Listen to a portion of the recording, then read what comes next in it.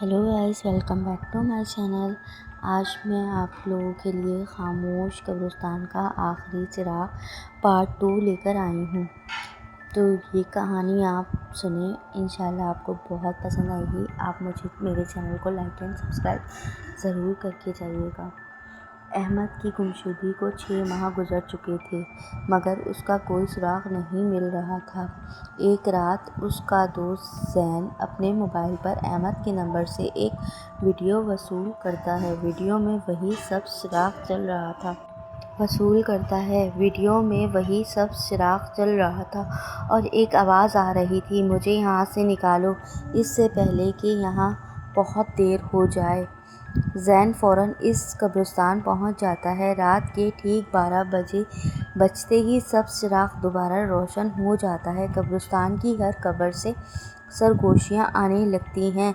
ज़ैन चिराग के करीब पहुँचता है तो उसे अहमद नज़र आता है, मगर उसका चेहरा बदल चुका था। उसकी आंखें मुकम्मल सफ़ेद थीं और आवाज़ किसी और की लग रही थी। अहमद धीमी आवाज़ में कहता है, मैं अहमद नहीं रहा, अब मैं सिर्फ चिराग का मुहाफ़िज़ हूँ। अचानक ज़मीन फट जाती है और दर्जनों के साए कब्र से निकलकर ज़ैन की तरफ बढ़ने लगते हैं। ज़ैन भागने की कोशिश करता है, मगर कब्रिस्तान का दरवाज़ा फिर गायब हो जाता है। इस लम्हे चिराग ज़ोर से चमकता है और एक खौफनाक चीख गूंज उठती है और पूरा कब्रिस्तान अंधेरे में डूब जाता है। अगली सुबह लोगों को कब्रिस्तान के बाहर सिर्फ ज़ैन का मोबाइल मिलता है। उसकी आखिरी रिकॉर्डिंग में सिर्फ एक जुमला सुनाई दिया, चिराग कभी नहीं बुझता, ये हर बार एक नया मुहाफ़िज़ चुन लेता है। इस रात के बाद कब्रिस्तान में दो सब्ज़ चिराग जलने के बाद पूरा शहर में खौफ फैल गया। हर रात 12 बजे ही कब्रिस्तान से चीखों की आवाज़ें आने लगी और जो भी वहां जाने की हिम्मत करता वो वापस नहीं लौट पाता।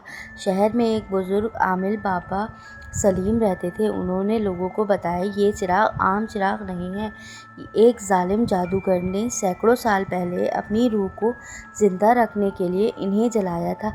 जब तक ये चिराग रोशन रहेगा, हर कुछ अरसे बाद एक नई रूह इनके कैद में चली जाएगी। बाबा सलीम कुरान पाक की तिलावत करते हुए चंद बहादुर नौजवानों के साथ कब्रिस्तान पहुँचे। रात के ठीक 12 बजे दोनों सब चिराग रोशन हो गए। अचानक सारा कब्रिस्तान लरज़ने लगा। कब्रिस्तान से सियाह धुआं उठने लगा और वही खौफनाक साया ज़ाहिर हुआ, जिसकी आंखें अंगारा की तरह सुर्ख थीं। साया गर्जा आवाज़ में बोला, कोई भी इस लानत को ख़त्म नहीं कर सकता। बाबा सलीम बुलंद आवाज़ में कुरान की तिलावत शुरू कर रहे थे। हर आयत के साथ चिराग की रोशनी मद्धम होने लगी और साए की चीखों गूंजने लगी। आखिरकार बाबा सलीम ने दोनों चिराग ज़मीन पर दे मारे। चिराग टूटते ही एक ज़ोरदार धमाका हुआ, सब शोले आसमान तक बुलंद हुए और फिर हर तरफ खामोशी छा गई। इसी लम्हे अहमद, ज़ैन और शुमार कैदी रूहें रोशनी की किरण बनकर आसमान की तरफ बुलंद हो गई।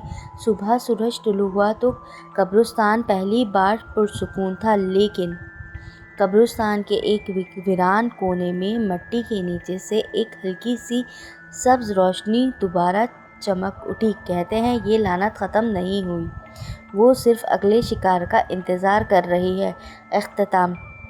या तो ये इख्तिताम है या शायद ये एक नई शुरुआत है।